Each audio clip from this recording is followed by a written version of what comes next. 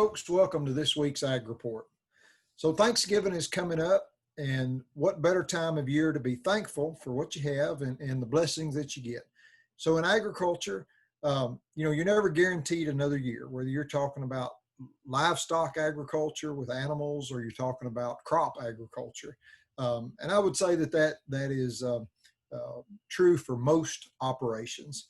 But today I'm going to speak a little bit about Heather and I and our operation.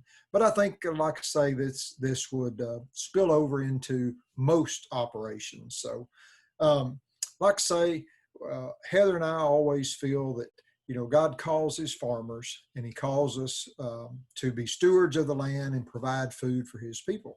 And He will provide for His farmers until He calls them to do something else.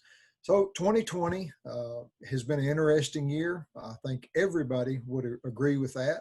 And it has definitely been an interesting year for those of us in agriculture. But more so, agriculture, no 2 years are the same. You can have dry years, wet years, bugs, droughts, heat, freezes, snows, just all kind of stuff. And so you have to be able to adapt and persevere through those things. And that's where God gives you those blessings to get through different times and different seasons as you go on. And that's something to be thankful for. So let's talk about 2020 and kind of what that looked like and what we had to be thankful for in this year so far. So we started off in January, and like most farmers and ranchers, they have to borrow a lot of money called an operating loan for fuel, for fertilizer, for seed, for different things like that. That's long before there's ever a crop in the ground.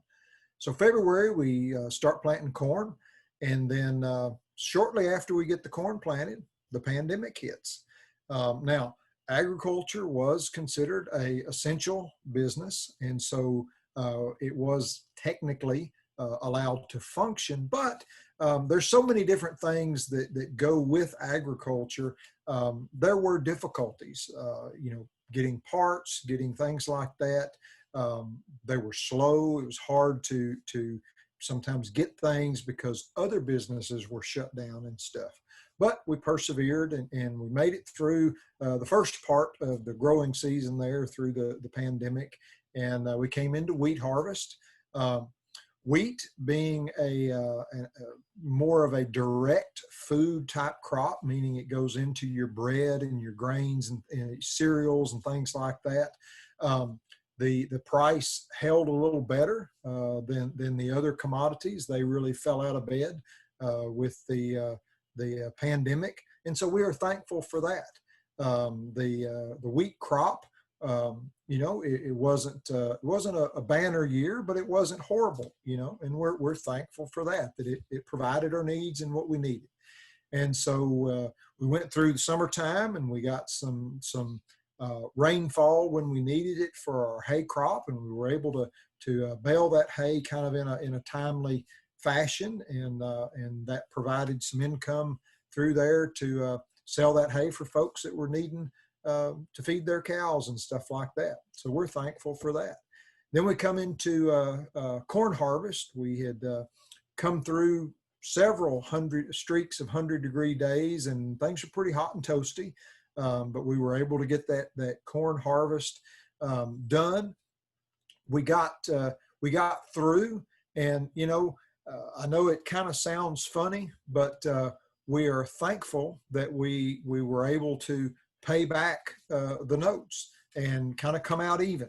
I know you think, well, coming out even is not very good. Well, no, it's not, but it's better than coming out in the red or in the negative and being at a loss. And the way things have been for the last 6 years in agriculture, coming out even is a blessing, and we're appreciative of that, and we're thankful for that.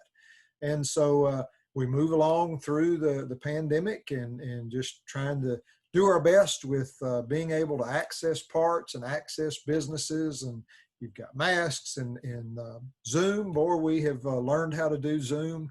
Lots of meetings on Zoom and that kind of stuff, and Teams and Skype. We had to dust that one off out of the archives to use that.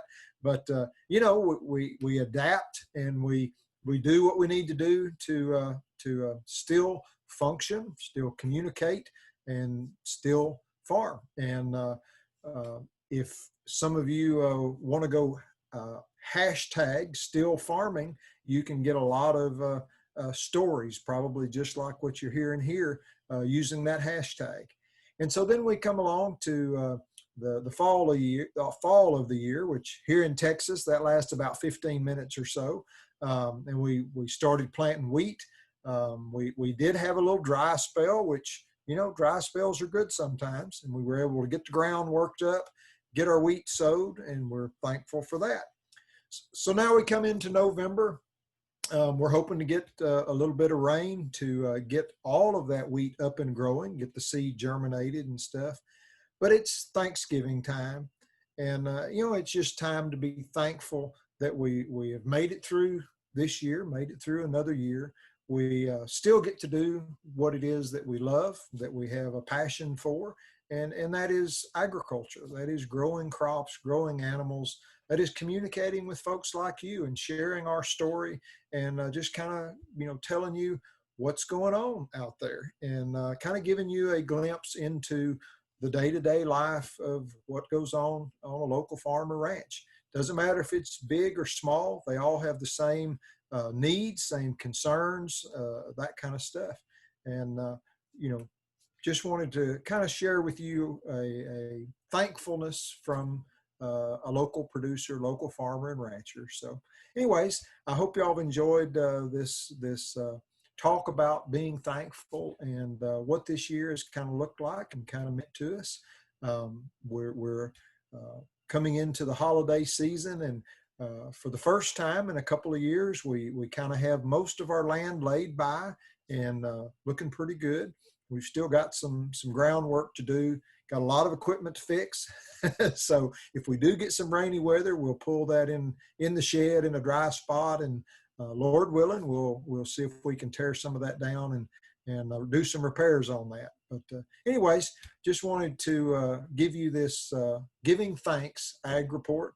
We appreciate the Waxahachie Sun for all that they do for us to let us have this opportunity to share with you.